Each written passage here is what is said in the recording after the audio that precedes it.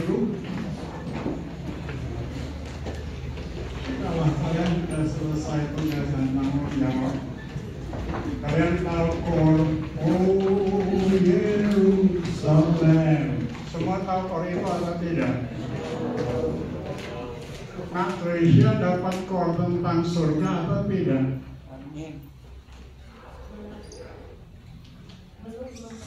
Belum. Coba saudara perhatikan. Tema di belakang kita apa? Untuk dapat hidup tiap-tiap hari dengan tujuan menyenangkan hati Tuhan, maka kita perlu memiliki pandangan yang kekal. Eternal perception.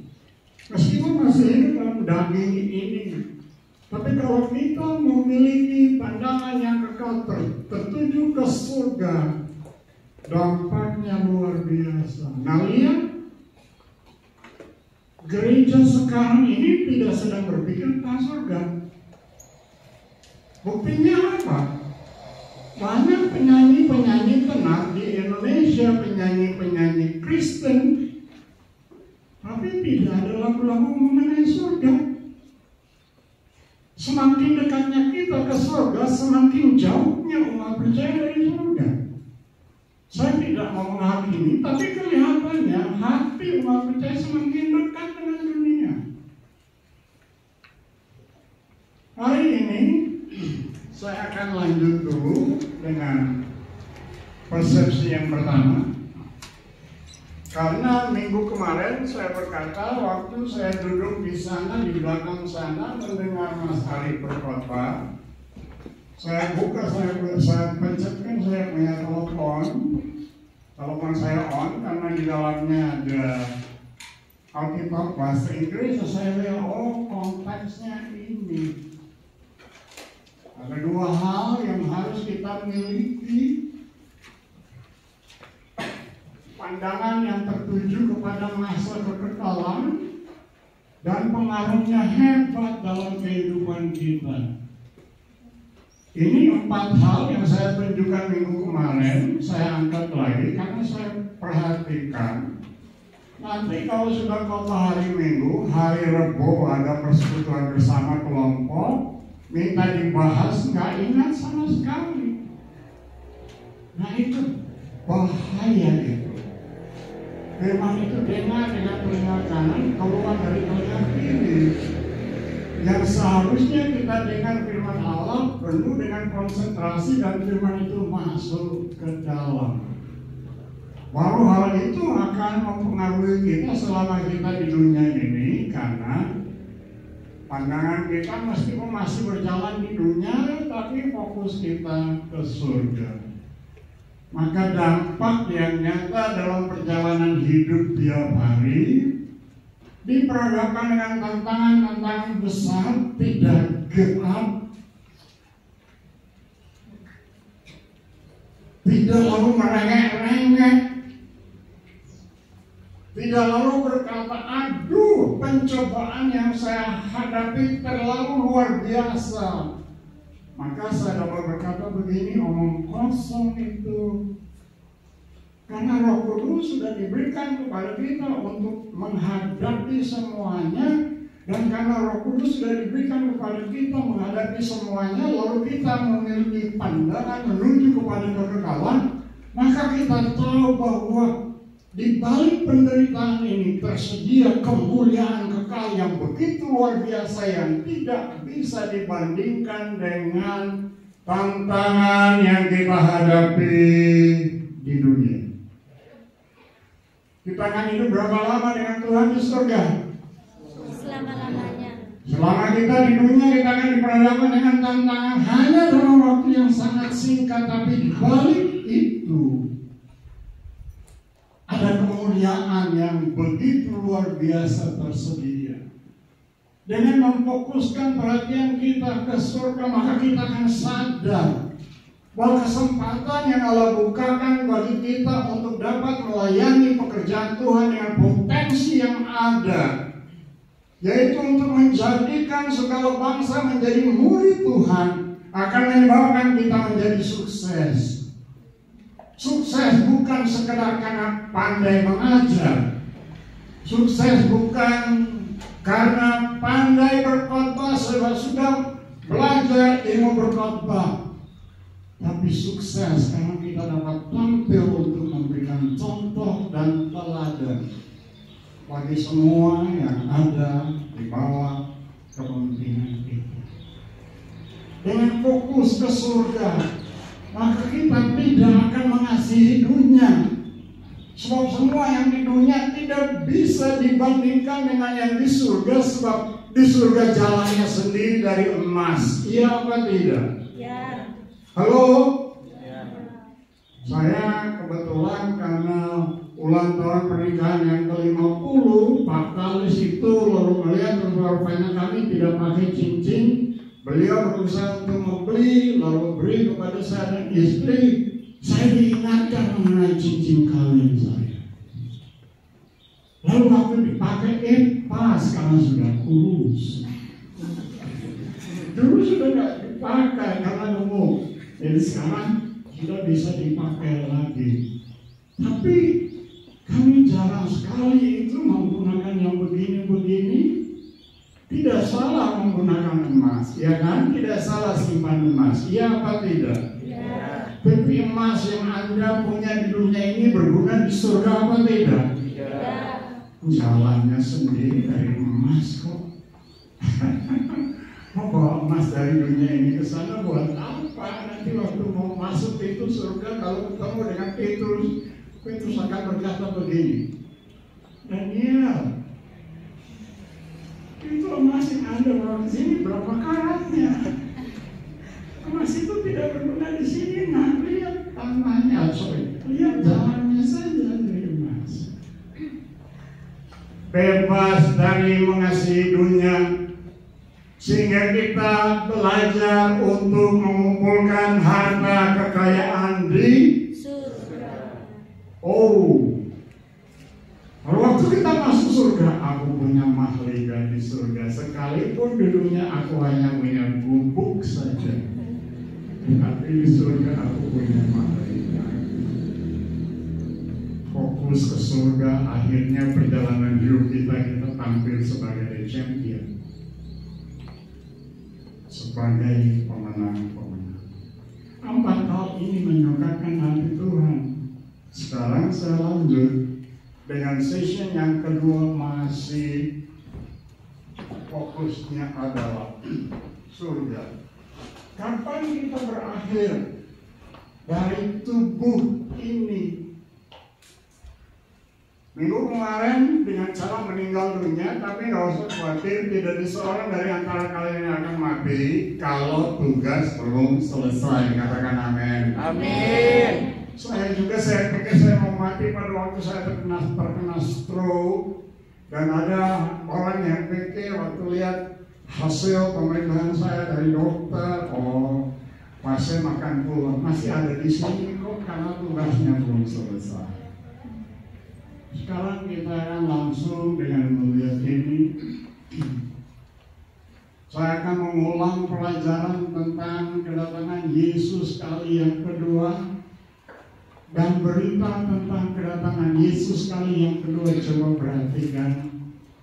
Karena sebentar nanti berbicara mengenai eskatologi, maka ada 3 pandangan tentang eskatologi yang berhubungan dengan masa antikris.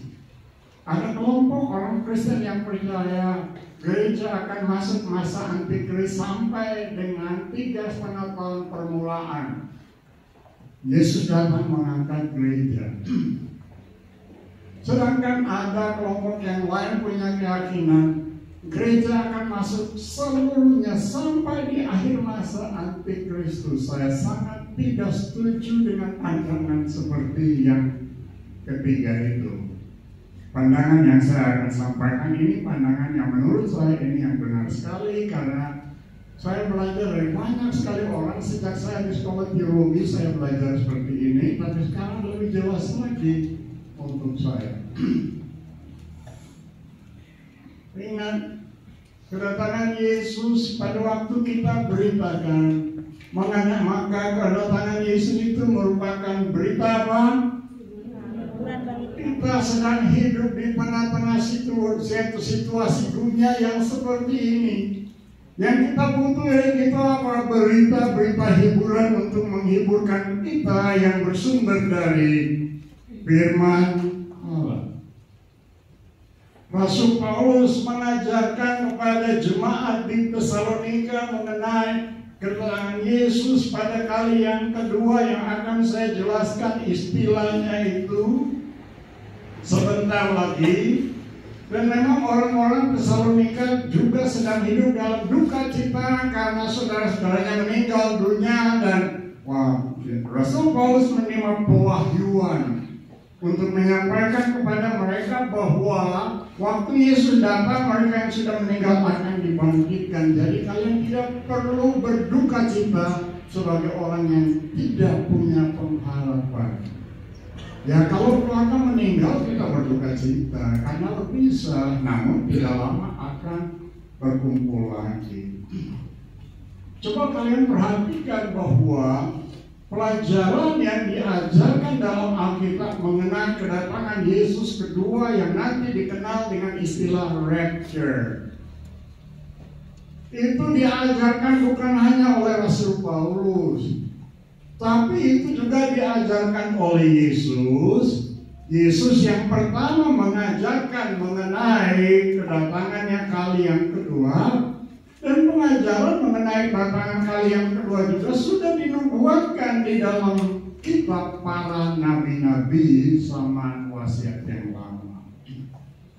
Saya minta salah seorang saudara Daniel saja baca ayat 1 sampai ayat 3 saja dari Injil Yohanes pasal yang ke-14. Komputer saya lagi rusak, karena itu saya nggak bisa angkat ayat-ayat dan tampilkan langsung, tapi tidak apa, ayat 1 dan 2 saja. Yohanes 14 ayat 1 dan 2. Janganlah gelisah hatimu. Jangan gelisah. Percayalah kepada Allah. Percaya kepada Allah, terus percayalah juga kepadaku. Dan percaya juga kepada aku, terus. Di rumah Bapakku banyak tempat tinggal. Jika tidak demikian, tentu aku mengatakannya kepadamu, sebab aku pergi ke situ untuk menyediakan tempat bagimu. Ya, ayat berikutnya. Dan keras suaranya. Dan apabila aku telah pergi ke situ dan telah menyediakan tempat bagimu, aku akan datang kembali dan membawa kamu ke tempatku, supaya di tempat di mana aku berada, kamu pun berada. Jadi kita melihat silakan duduk. Sebelum Paulus mengajar, Yesus sudah mengajar mengenai apa kedatangan kali yang kedua.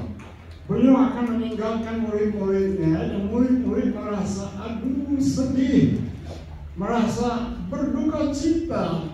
Inilah sebabnya Tuhan Yesus memberikan berita ini yang merupakan berita hiburan bahwa aku pergi, setelah tempat itu aku sediakan, aku akan kembali menyambut kamu, supaya di tempat aku ada, di situ kamu akan ada. Yang kedua, dua saja saya angkat. Berita ini adalah berita yang mendatangkan harapan bahagia bagi semua orang yang percaya. Saya akan minta kesediaan salah seorang saudara atau saudari yang cepat dapat ayat ini dibaca untuk kita sekalian. Pertama Yohanes pasal yang ketiga ayat 2 dan ayat yang ketiga. Yang sudah dapat boleh berdiri dan baca. Silakan, kamu sudah dapat berdiri ya, dengan suara keras. 1 Yohanes 3 ayat 2 sampai 3. Demikian firman Tuhan. Lihatlah betapa besarnya kasih yang dikaruniakan Bapa kepada kita, sehingga kita disebut anak-anak Allah. Dan memang kita ada. Salah. Tidak apa-apa, tidak dikejar-kejar. Saudara-saudaraku yang kekasih, sekarang kita adalah anak-anak Allah.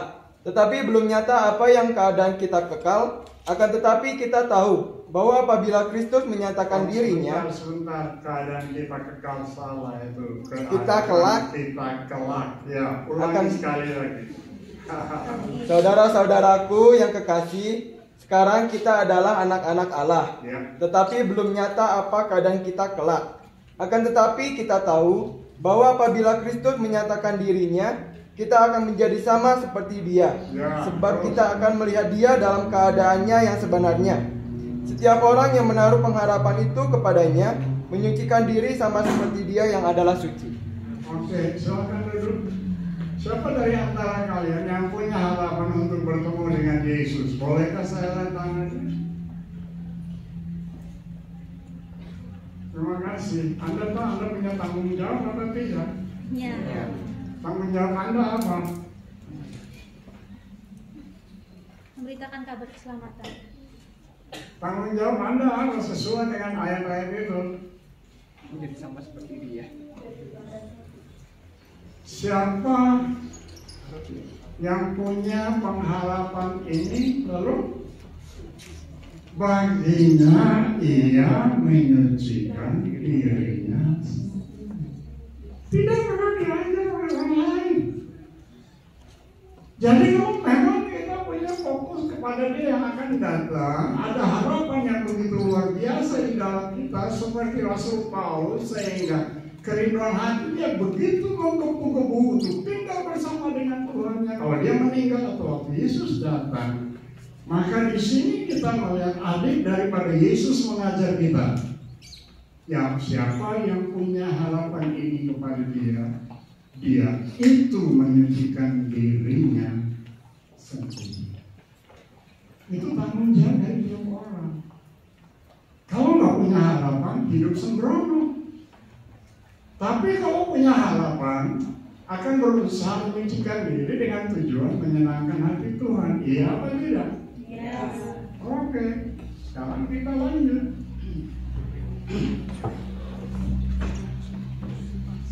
Kalau bicara mengenai kedatangan Tuhan itu,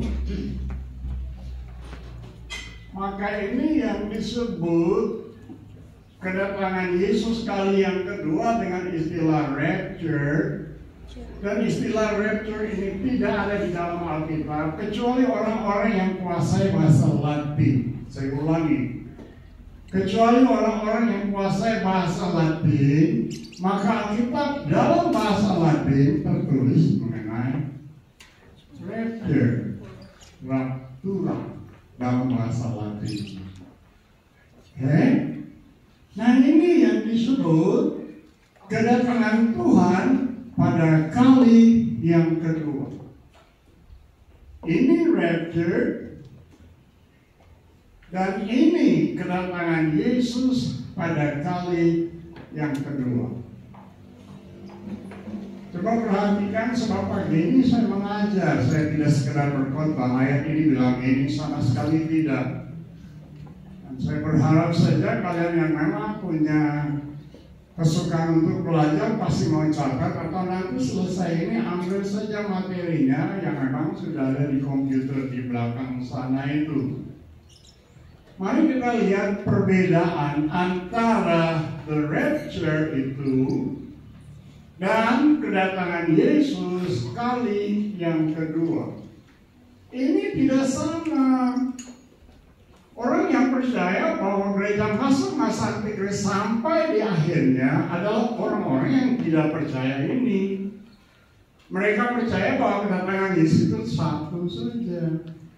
Tapi mempelajari Alkitab beda jelas sekali. Ayat-ayat yang berhubungan dengan rapture beda sekali dengan ayat-ayat yang berhubungan dengan kedatangan Yesus pada kali yang kedua.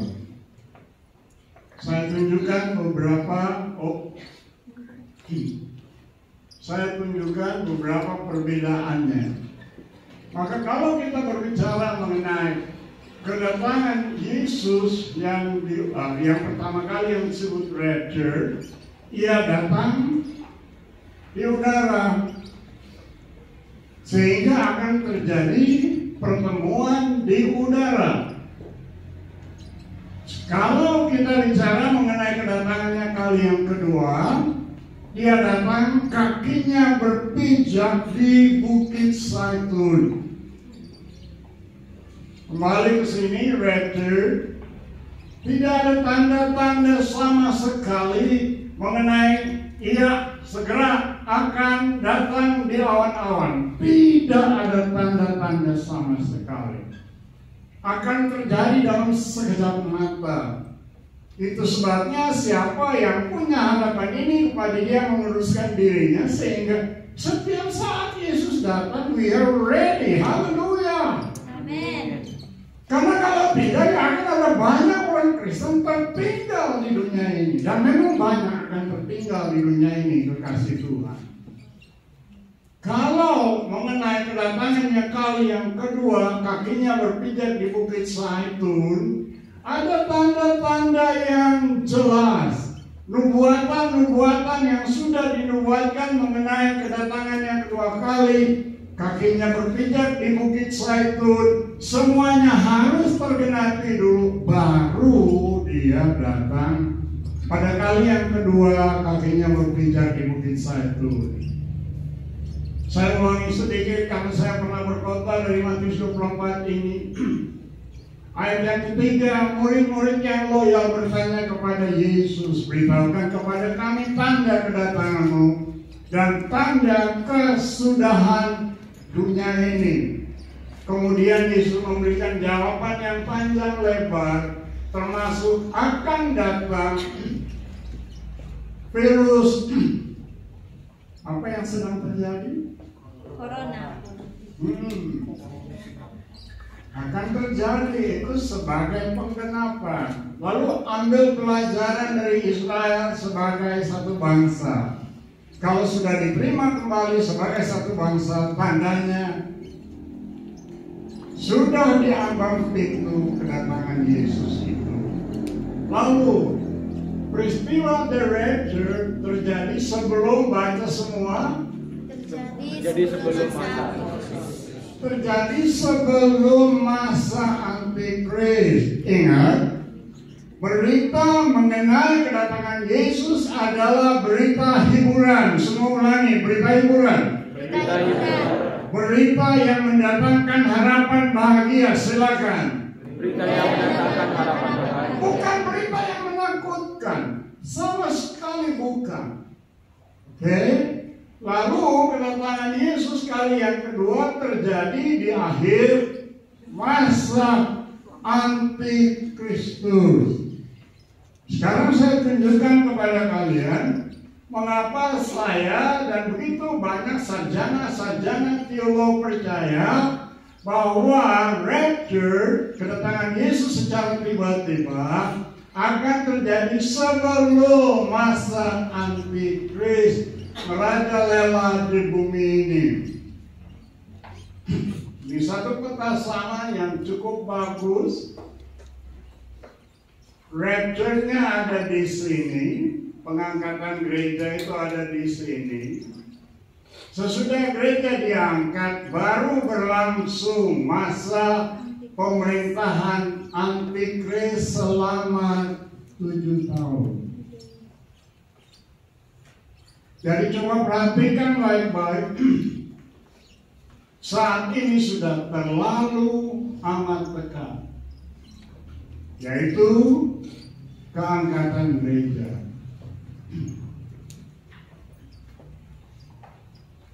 Kenapa gereja tidak masuk masa antikris?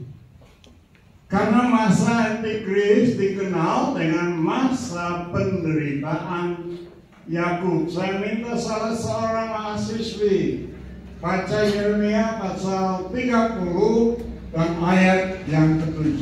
Seorang mahasiswi membaca Yeremia pasal 30 dan ayat yang ke-7. Kalau sudah dapat, mahasiswi silakan berdiri lalu baca untuk kita.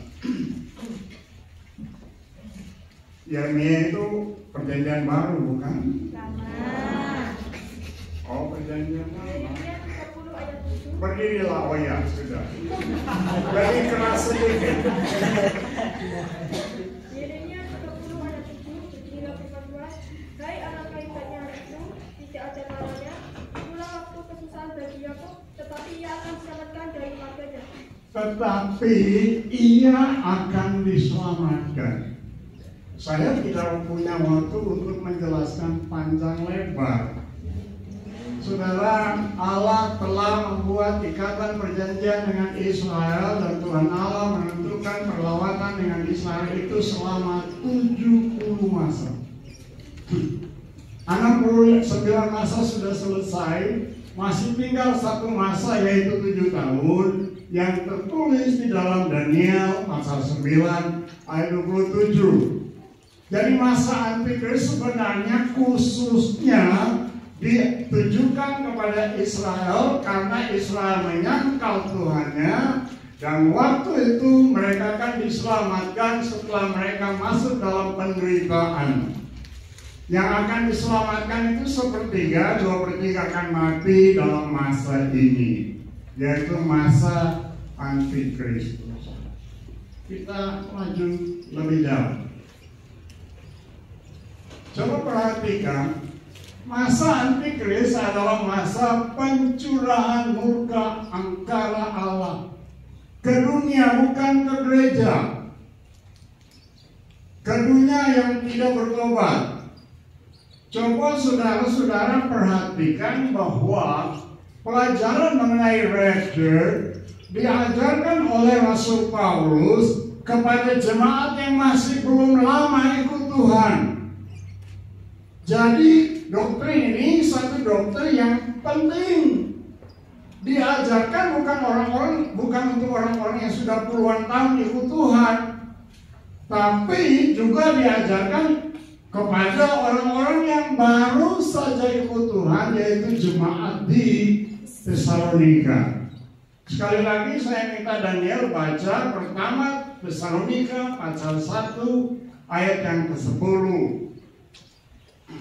Dan untuk menantikan kedatangan anaknya dari surga, yang telah dibangkitkannya dari antara orang mati, yaitu Yesus yang menyelamatkan kita dari murka yang akan datang. Yaitu Yesus yang menyelamatkan kita dari apa?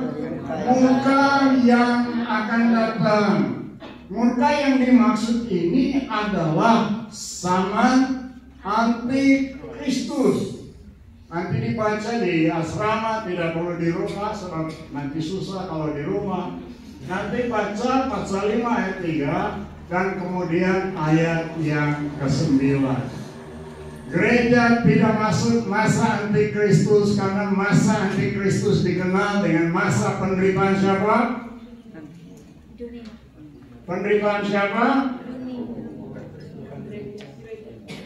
Saya ulangi. Gereja tidak masuk masa antikristus sebab masa antikristus dikenal dengan masa penderitaan siapa? Yakub. Masa penderitaan Yakub dan bukan masa penderitaan gereja. Gereja tidak masuk dalam masa antikristus karena masa antikristus adalah masa pencurahan murka angkara kepada siapa? Kepada dunia ini. Sedangkan kita ini tidak diselamatkan. Sedangkan kita ini diselamatkan untuk terlepas dari murka yang akan datang. Oke, yang ketiga, baca bersama-sama 1, 2, 3. Antikris baru dapat menyatakan diri kalau yang menahannya sudah disingkirkan. Kalau yang menahannya sudah disingkirkan. Kata disingkirkan dalam bahasa Yunaninya seperti begitu. Yang mempunyai pengertian sudah selesai, sudah genap. Itu mempunyai pengertian begini. Kalau karya Roh Kudus itu sudah selesai dengan gereja, saya ulangi. Apabila karya Roh Kudus itu sudah selesai dengan gereja, gereja sekarang ini sudah siap untuk rapture, untuk diangkat ke udara bertemu dengan Tuhan. Kalau Roh Kudus sudah selesai berkarya, barulah kesempatan diberikan untuk antikris merajalela di dalam dunia ini. Satu lagi yang keempat, kalau kita mempelajari kitab Wahyu sesuai dengan kronologis, maka kita akan temukan bahwa gereja tidak masuk masa antikristus. Siapa yang dapat Wahyu 1 ayat 19, tolong berdiri dan baca buat kita. Wahyu pasal 1 ayat 19. Oh, Daniel sudah dapat. Silakan dengan suara yang keras. Karena itu tuliskanlah apa yang telah kau lihat, Tuliskan yang telah kau lihat, baik yang terjadi sekarang maupun yang terjadi sesudah ini. ya, tuliskan juga yang terjadi sekarang, dan tuliskan juga yang terjadi sesudah ini. Satu, tuliskan yang sudah terjadi, oke? Dua, tuliskan yang sedang terjadi. Tiga, tuliskan yang akan terjadi. Jadi kitab Wahyu ini dibagi atas 3 bagian secara garis besar untuk memudahkan kita untuk belajar kitab Wahyu. Sekarang pasal 1 sudah terjadi. Pewahyuan mengenai Yesus yang telah bangkit dari antara orang mati-mati. Itu pasal 1. Pasal 2 dan 3, Yesus di tengah-tengah gereja. Sedang bikin apa dengan gereja? Mempersiapkan gereja untuk apa? Rapture. Semua ulangi, mempersiapkan gereja. Untuk pengangkatan ke udara.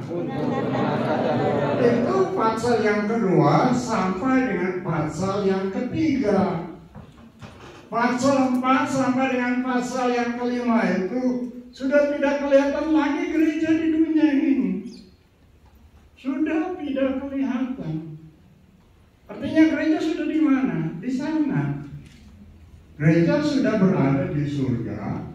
Baru pasal yang ke-6 sampai dengan pasal yang ke-18 tampillah antikris. Masa di mana penderitaan yang belum pernah terjadi di dunia ini akan terjadi dalam zaman itu. Nah, ini dimulai dengan tatkala Yesus membuka meterai yang pertama. Tangan Bapa menyerahkan gulungan ini kepada Yesus yang berkuasa untuk membukanya. Karena pemilik langit dan bumi adalah Bapa yang menciptakan, Yesus telah mati untuk menebus manusia. Katakan amin. Amin. Dan karena dia sudah mati untuk menebus manusia, manusia yang menolak dia, yang menolak Injil, akan menerima murka daripada Allah. Dari setelah meterai pertama dibuka dan terus akan disusuli dengan sangkakala, maka penderitaan yang begitu luar biasa yang menyebabkan ada banyak orang Kristen takut membaca kitab Wahyu karena sangat menakutkan. Padahal gereja sudah di mana? Gereja sudah di mana? Gereja sudah di surga. Gereja tidak masuk masa antikristus. Saya ulangi, masa antikris adalah masa penderitaan. Halo? Halo. Bagus, semua diam asal firman ini sudah masuk.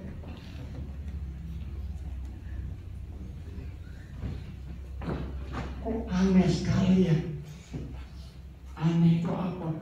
Orang-orang Kristen di Indonesia tidak berani menerima. Nanti terima tanda antikris. Maksud saya kalian mengerti nggak? Terima apa itu? Vaksin. Vaksin. Banyak orang di Indonesia yang tidak berani terima vaksin. Kalau terima vaksin, terima tanda antikris.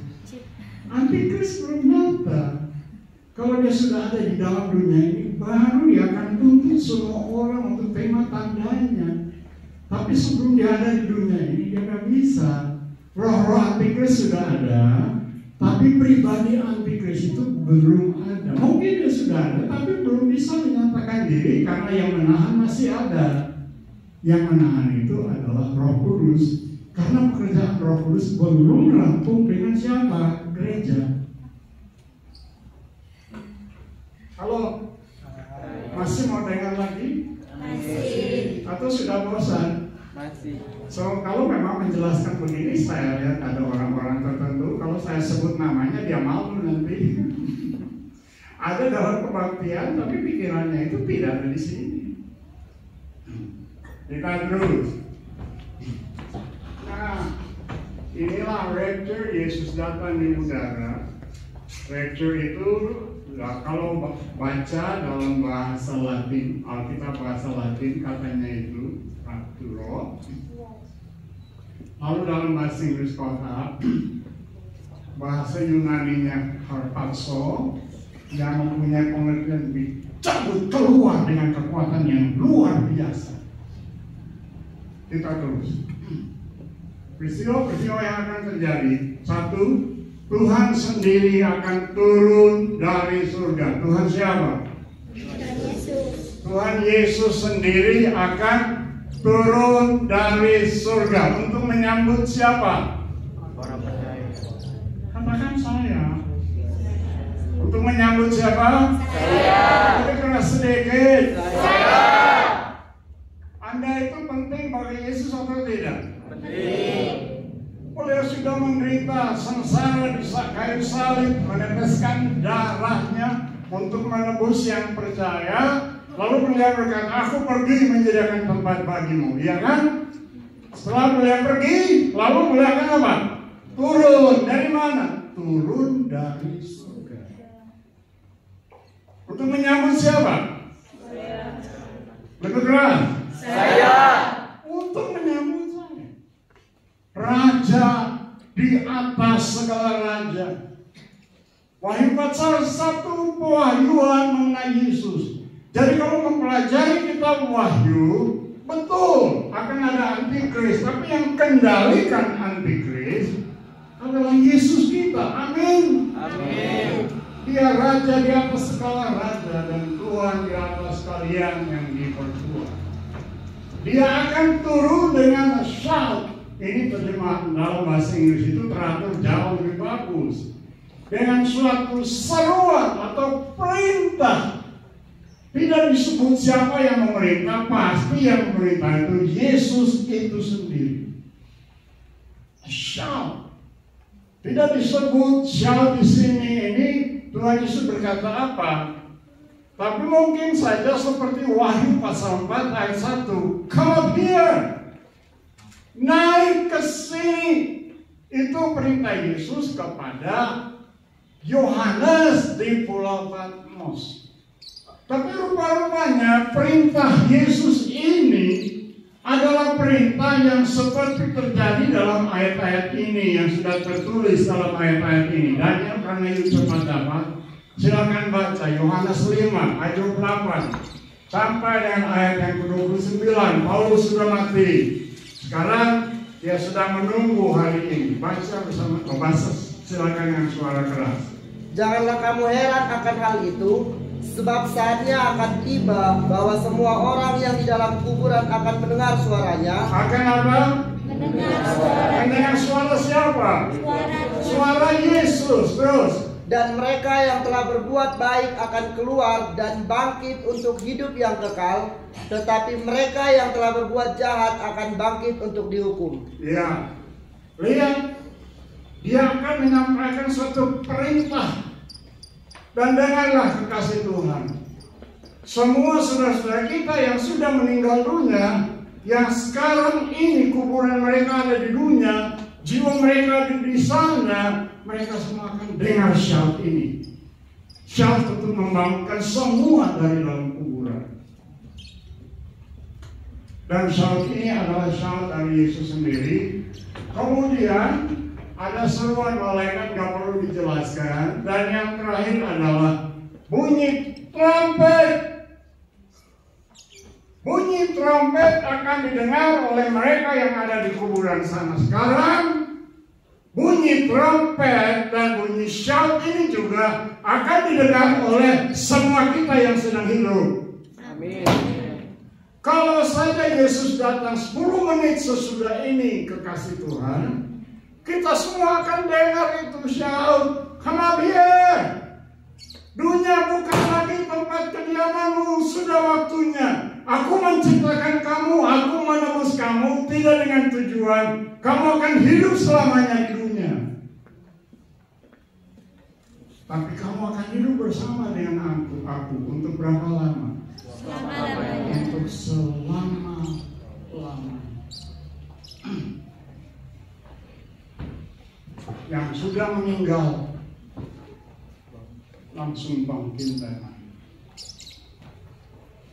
Pada waktu syaut itu didengar roh-roh jahat gemetar. Tak bisa tahan syaut ini.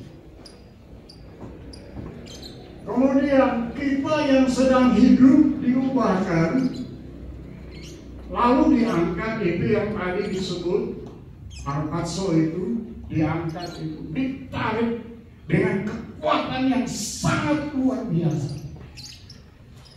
Berapa jauh surga dari dunia? Dekat sekali, sangat dekat.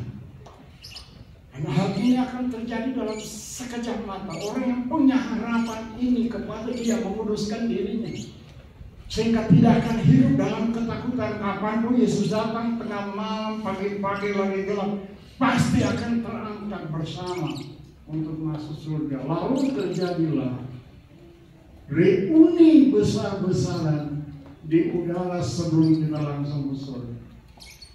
Hari ini saya selalu berpikir tentang ini. Saya selalu mengingat Semi. Semi itu siapa? Cucu terakhir kami yang sudah meninggal dunia. Dokter yang berpengalaman operasi sesar, pisau terkena kepala cucu kami, alami perdarahan sampai meninggal dunia. Waktu Yesus datang untuk mengambil Yesus bangkit, yang pertama yang saya akan datang untuk lihat Semi. Pasti Semi akan datang kepada saya dan berkata, "Opa!" Pasti Semi akan datang kepada omanya dan Semi akan berkata, "Nen, sekalipun meninggalnya belum pernah tatap muka dengan kami. Tapi pengetahuan yang seperti ini akan ada karena sudah terima tubuh yang baru. Saya akan cepat pada waktu kita bertemu di alam, saya akan datang kepada siapa? Rasul Paulus. Enggak perlu diperkenalkan, akan tahu secara langsung. Saya akan datang kepada Rasul Paulus dan saya akan berkata kepada Rasul Paulus, "Thank you, sir. You punya kehidupan sangat berpengaruh buat saya. You punya pelajaran begitu mantap buat saya." Memang orang yang lebih utama yang saya ingin temukan adalah Yesus Tuhanku dan Bapa di surga.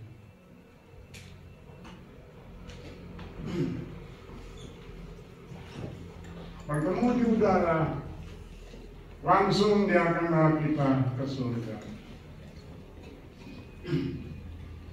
Wahyu pasal 4 sampai dengan Wahyu pasal yang ke-18 kita sedang di surga. Wahyu pasal 19, surga terbuka, Yesus turun bersama dengan pasukannya. Demikianlah kita akan berapa lama? Selama-lamanya. Bahagia untuk selamanya. Saya akhiri khotbah pagi ini dengan tunjukkan kepada saudara tubuh yang akan Anda dan saya terima. Rasul Paulus ingin keluar dari tubuh yang sementara itu untuk bersalut dengan tubuh yang baru. Tubuh yang kita peroleh adalah tubuh yang sama persis dengan tubuh Yesus sesudah beliau bangkit dari antara orang mati. Dan yang sekali lagi tolong nak, Filipi pasal 3 ayat 20 sampai dengan ayat ke-21.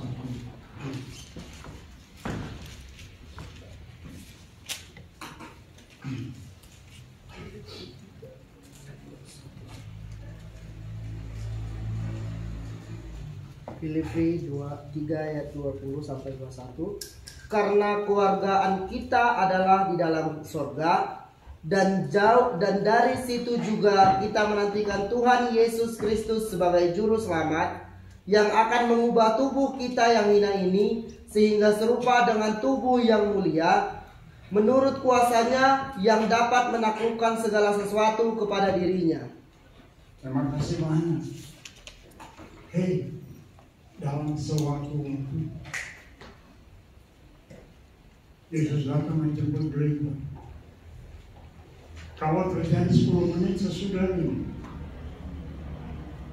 tubuh yang sedang kita diami hilang dengan sendirinya. Akan diganti dengan tubuh baru. Tubuh yang seperti tubuh Yesus sesudah beliau bangkit dari antara orang mati. Tubuh yang baru itu terdiri dari daging dan tulang. Itu yang tertulis dalam pasal 29 ini berbicara mengenai tubuh Yesus yang sudah dibangkitkan dari antara orang mati. Tubuh ini adalah tubuh yang tidak terbatas.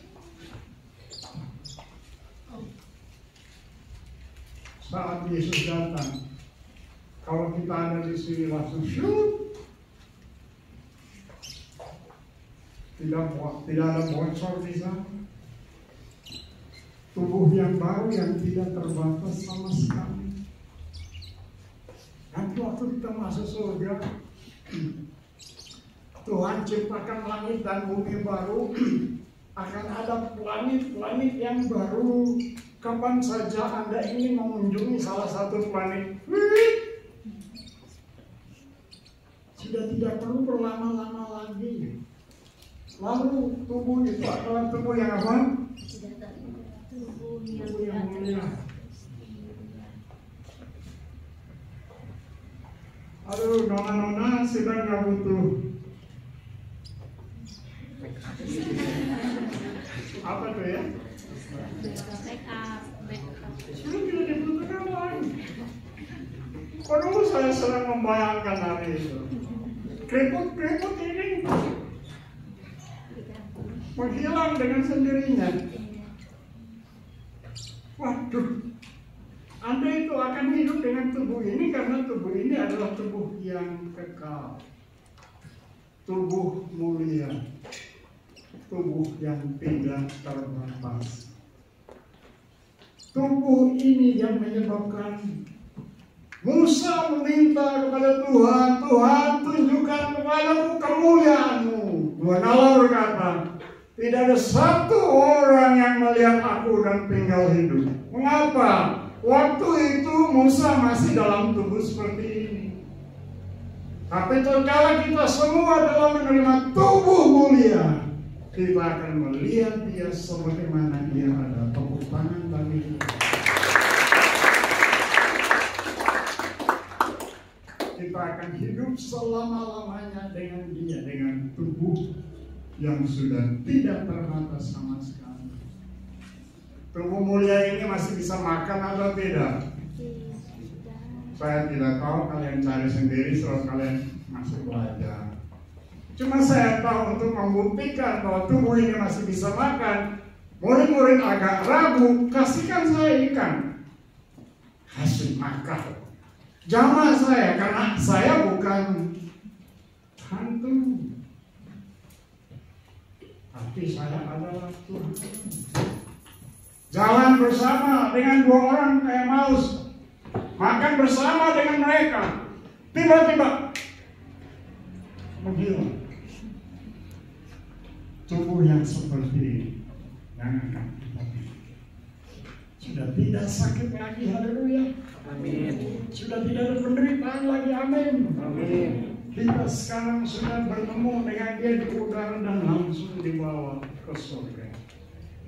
Saya selesai dengan what's next. Baca sama-sama 1, 2, 3. Perjalanan iman kita berakhir Yesus yang sekarang. Namun perjalanan hidup bersama Tuhan kita masih terus berlangsung.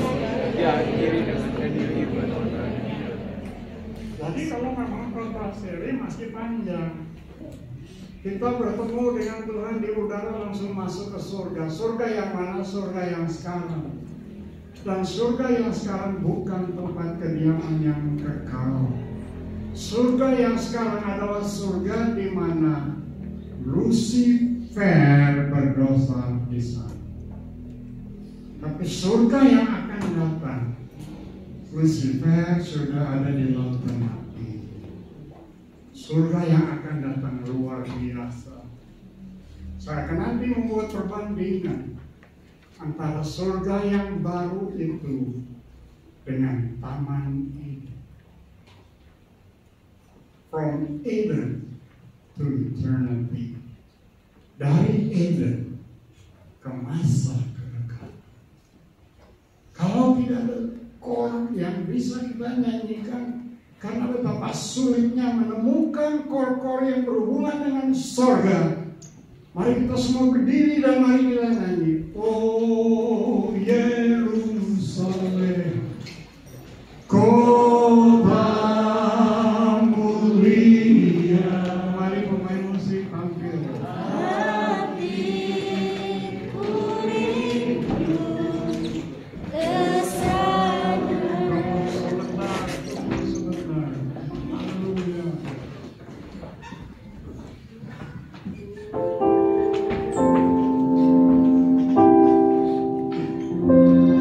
Oh Yerusalem, angkat tangan buat dia. Kota mulia, hatiku rindu Oh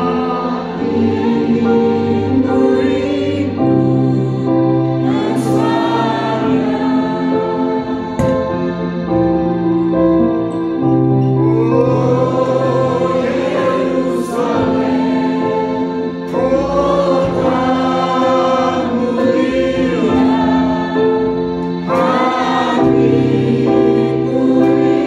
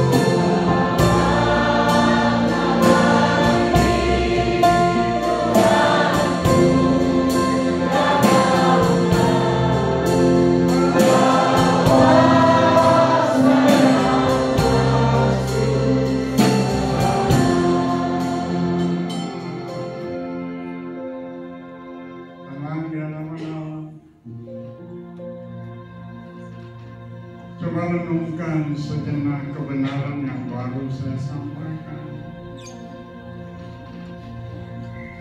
Memiliki persepsi yang kekal sangat mempengaruhi keberadaan hidup kita di sini. dan kepada mereka yang punya harapan untuk bertemu dengan Tuhannya. Karena akan melihat Dia sebagaimana Ia ada. Maka setiap orang yang punya harapan ini, orang-orang itu menyucikan diri. Pertama, kalau tidak berpikir mengenai kedatangan Yesus, hidupmu sembrono. Hidupmu tidak karuan. The rapture itu akan terjadi secara imminent, secara tiba-tiba dalam sekejap mata. Mempelajari kebenaran-kebenaran seperti ini, kita semua akan hidup menyenangkan hati Tuhan, berkasih Tuhan.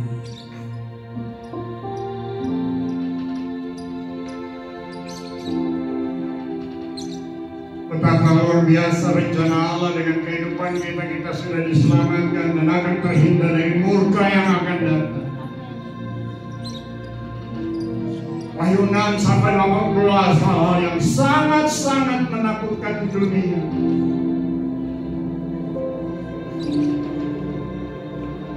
Di saat seperti itu kita sudah bersama dengan Tuhan dan Juru Selamat kita, menikmati kenikmatan hidup bersama dengan Beliau yang menciptakan dan menebus dengan darah yang mahal.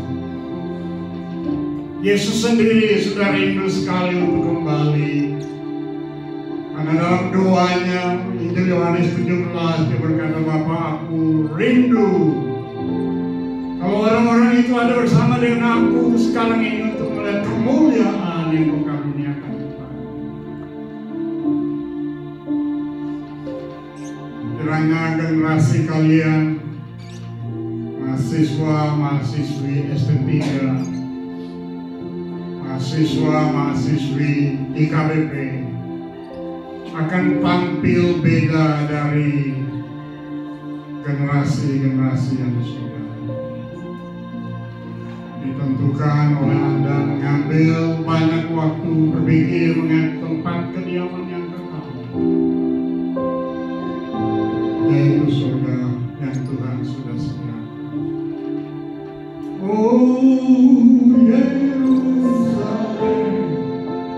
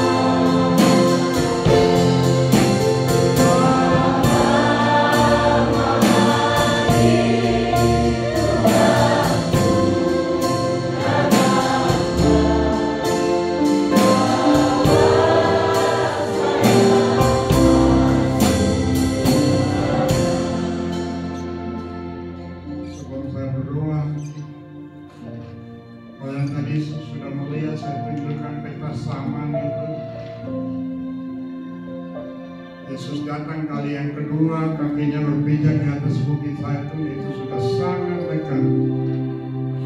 Pengangkatan gereja itu terjadi terlebih dahulu.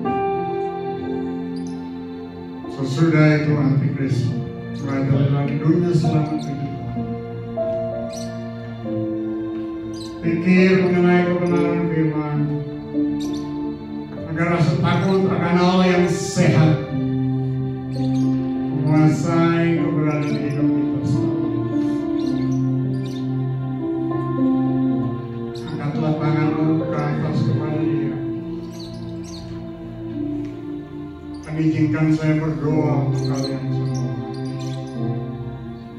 Bapa, kami sadar kami diciptakan oleh-Mu dan Engkau sangat mengasihi kami.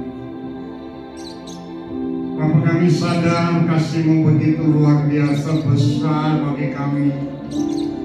Sudah diciptakan kemudian jatuh ke dalam dosa. Tapi lalu Engkau memberikan yang terbaik bagi kami, anak-Mu sendiri, Yesus. Mati di atas tiang kayu salib, meneteskan darah. Dengan tujuan semua yang percaya kepadanya diterima menjadi anak-anak Allah. Ditebus dengan darah yang sangat mahal. Hidup di dunia ini sambil menantikan saat peralihan kami dari dunia, hanya ada dua kemungkinan. Pekerjaan selesai, kami dipanggil pulang, meninggal dunia.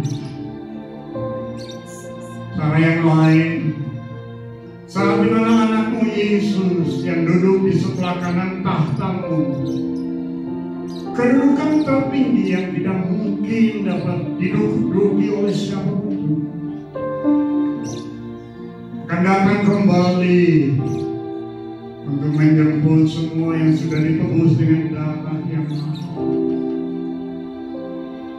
Tatkala Ia memberikan syaut, semua kami akan terangkat, tercabut keluar dari dunia dalam waktu yang begitu singkat, hanya sekedar mata.